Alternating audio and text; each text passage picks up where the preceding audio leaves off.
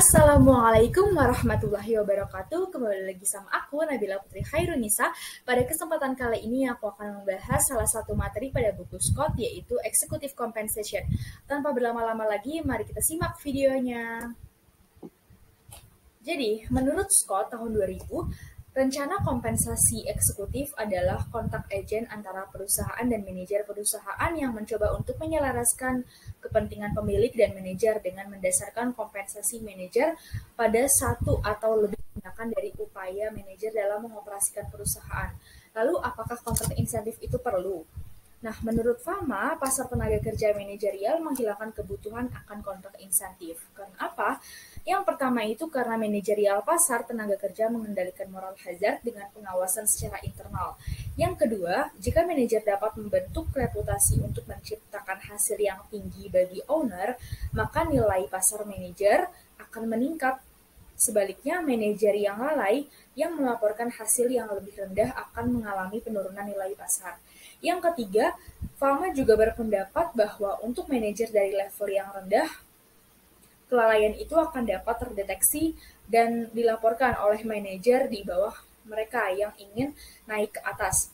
Dalam hal ini, proses monitoring internal berjalan untuk mendisiplinkan manajer yang kurang mematuhi disiplin pasar tenaga kerja manajerial itu sendiri. Selanjutnya yaitu rencana kompensasi manajerial.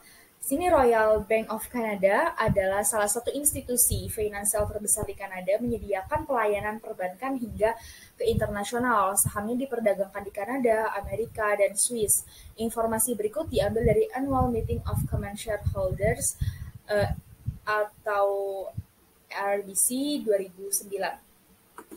Jadi meeting itu menghasilkan 4 komponen rencana kompensasi. Yang pertama itu gaji dibayar tunai.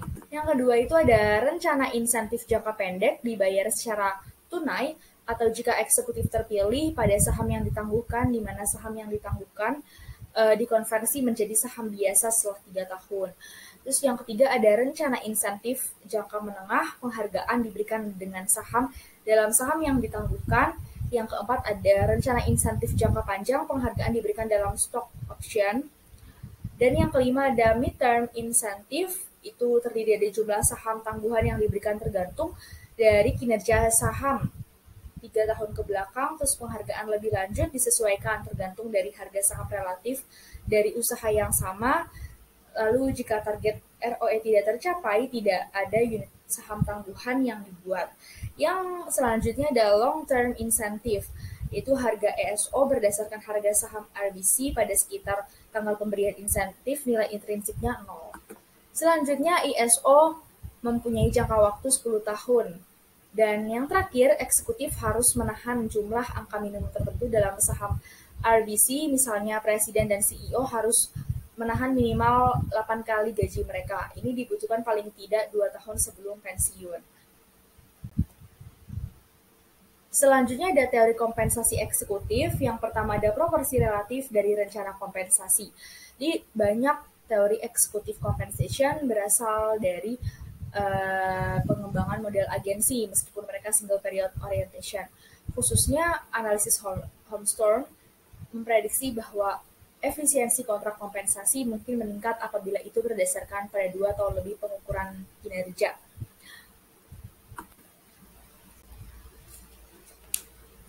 Selanjutnya ada short run effort and long run effort. Jadi jika alokasi effort manager tidak dapat diamati secara langsung oleh pemilik perusahaan, maka salah satu kemungkinan untuk mengatasinya itu dengan kompensasi berdasarkan kedua pengukuran kinerja. Kemungkinan lainnya adalah multi-period kontrak antara pemilik perusahaan dan manajer yang berakhir pada tanggal yang sudah ditetapkan, di mana pada akhir setiap periode kontrak akan dinegosiasikan kembali sehingga manajer mengetahui kompensasi di masa depan akan termasuk laba pada effort laba LR yang sekarang. Selanjutnya ada peran risiko dalam compensation plan.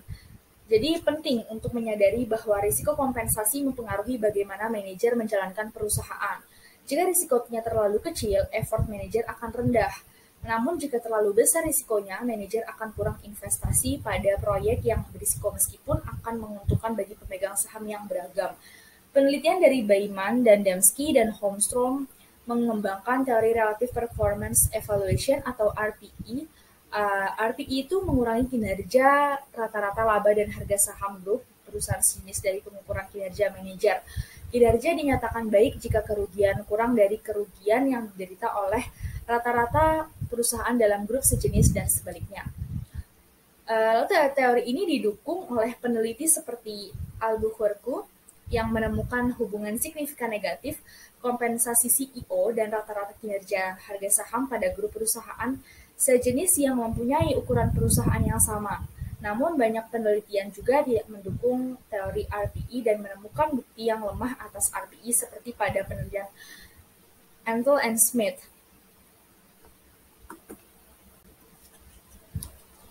Selanjutnya yaitu ada politik kompensasi eksekutif.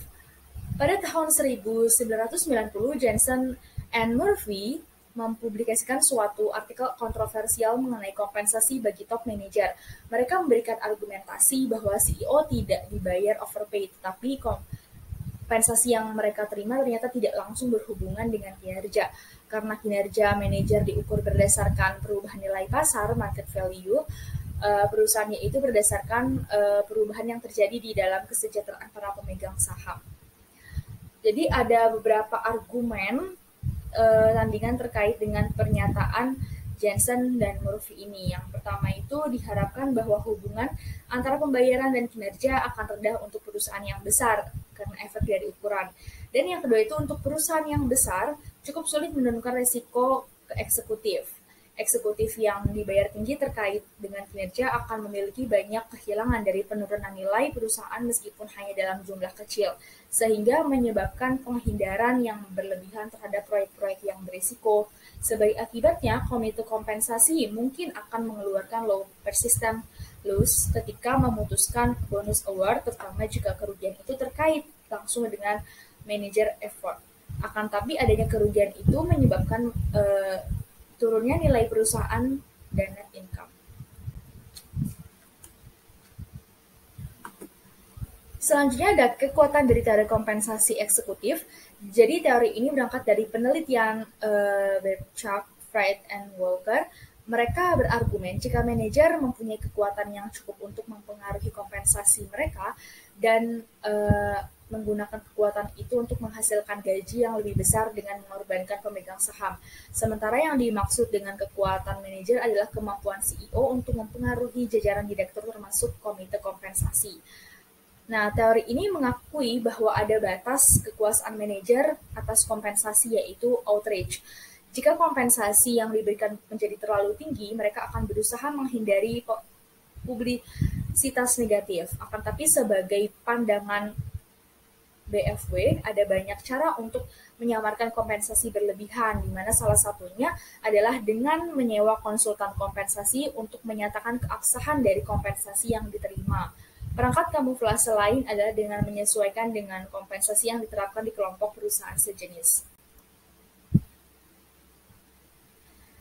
Selanjutnya adalah signifikansi sosial dari pasar tenaga kerja manajerial yang berjalan baik. Pencapaian tujuan sosial yang diinginkan terhambat karena pengukuran kinerja manajer tidak sepenuhnya informatif. Makin informatif pengukuran kinerja, maka makin efisien kontrak kompensasi. Makin bagus dalam pelaporan pelayanan dan operasional yang lebih bagus dalam hal manajerial labor market, yang pada akhirnya akan meningkatkan produktivitas perusahaan dan kesejahteraan sosial. Nah, kita masuk pada kesimpulan, yaitu dapat disimpulkan jika laporan keuangan mempunyai peranan penting dalam memotivasi kinerja eksekutif dan mengendalikan kekuatan manajer. Peranan itu meliputi full disclosure yang membuat komite kompensasi dan investor dapat melihat lebih baik hal-hal yang berhubungan dengan pembayaran performance, dan juga termasuk pembebanan stock option untuk membantu mengendalikan penyalahgunaan serta mendorong kompensasi menjadi sarana yang lebih efisien.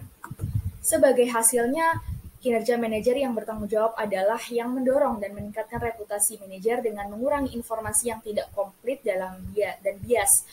Ini akan meningkatkan operasional pasar, tenaga kerja manajerial, sebuah tujuan yang sama penting untuk mempromosikan keputusan investor yang baik kepada masyarakat dan meningkatkan operasional dalam pasar sekuritas.